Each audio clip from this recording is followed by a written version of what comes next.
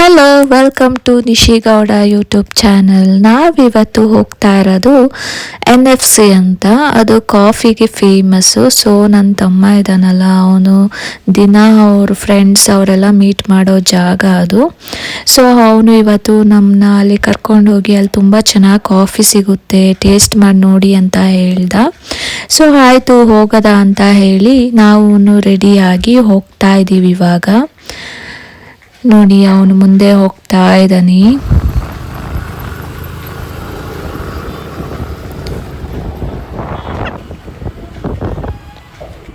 ನನಗೆ ಆ್ಯಕ್ಚುಲಾಗಿ ಕಾಫೀಸ್ ಅಂದರೆ ಇಷ್ಟ ಆಗಲ್ಲ, ನಾನು ಡೈಲಿ ಕುಡಿಯೋದಿಲ್ಲ.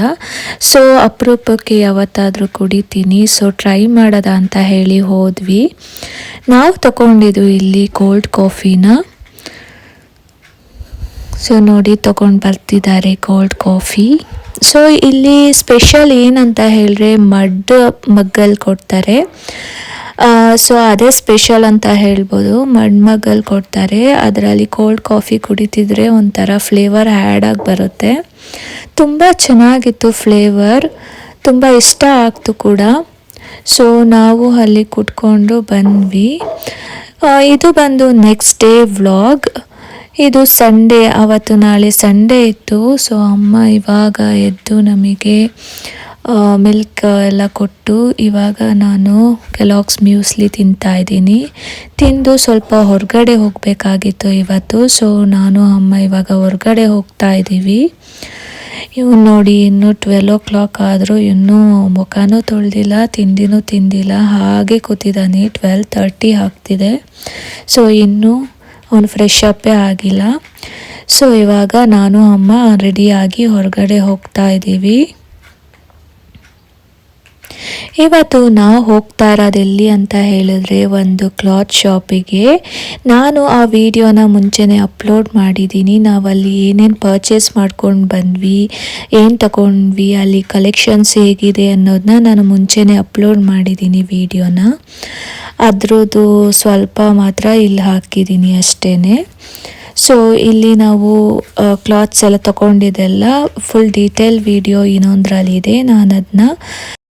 ನಾನು ಆ ವಿಡಿಯೋನ ಈ ವಿಡಿಯೋ ಜೊತೆ ಟ್ಯಾಗ್ ಮಾಡ್ತೀನಿ. ಸೊ ಯಾರು ನೋಡಿಲ್ಲ ಆ ವಿಡಿಯೋನ ಹೋಗಿ ನೋಡಿ.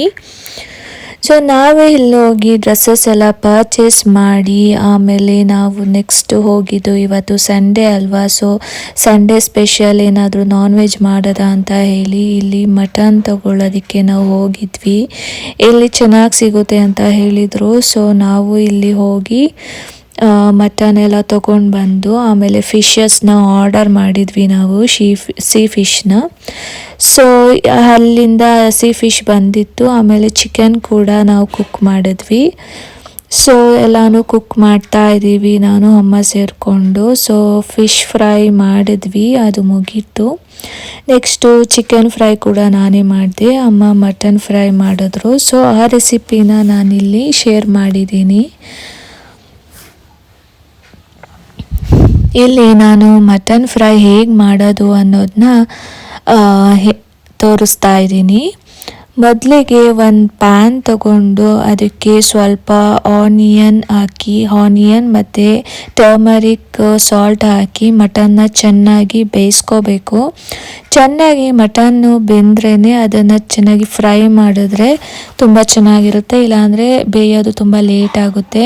ಪುನಃ ಇನ್ನೊಂದು ಪ್ಯಾನ್ ತಗೊಂಡು ಅದಕ್ಕೆ ಸ್ವಲ್ಪ ಆಯಿಲ್ ಹಾಕಿ ಅದಕ್ಕೆ ಈರುಳ್ಳಿ ಹಾಕಿ ಚೆನ್ನಾಗಿ ಅದನ್ನ ಫ್ರೈ ಮಾಡಬೇಕು. ಅದು ಗೋಲ್ಡನ್ ಬ್ರೌನ್ ಬರೋ ತನಕ ಫ್ರೈ ಮಾಡಬೇಕು. ಅಷ್ಟರಲ್ಲಿ ಒಂದು ಜಾರ್ ತಗೊಂಡು ಅದಕ್ಕೆ ಚಕ್ಕೆ, ಲವಂಗ, ಆಮೇಲೆ ಇದು ಧನಿಯಾ, ಮೆಣಸಿನ್ಕಾಯಿ ಇದನ್ನು ಇವಾಗ ಚೆನ್ನಾಗಿ ಫ್ರೈ ಮಾಡ್ಕೋಬೇಕು. ಆಮೇಲಿಂದ ಬಂದು ಆನಿಯನ್ನಿಗೆ ನಾವಿವಾಗ ಜಿಂಜರ್ ಗಾರ್ಲಿಕ್ ಪೇಸ್ಟ್ ಹಾಕಿ ಅದನ್ನು ಫ್ರೈ ಮಾಡ್ಕೋಬೇಕು. ಅದು ಫ್ರೈ ಆದಮೇಲೆ ನಾವು ಏನು ಮಟನ್ನ ಬೇಯಿಸಿರ್ತೀವಿ ಅದನ್ನು ಆನಿಯನ್ ಜೊತೆ ಹಾಕಿ ನೀಟಾಗಿ ಎಲ್ಲ ಫ್ರೈ ಮಾಡ್ಕೋಬೇಕು.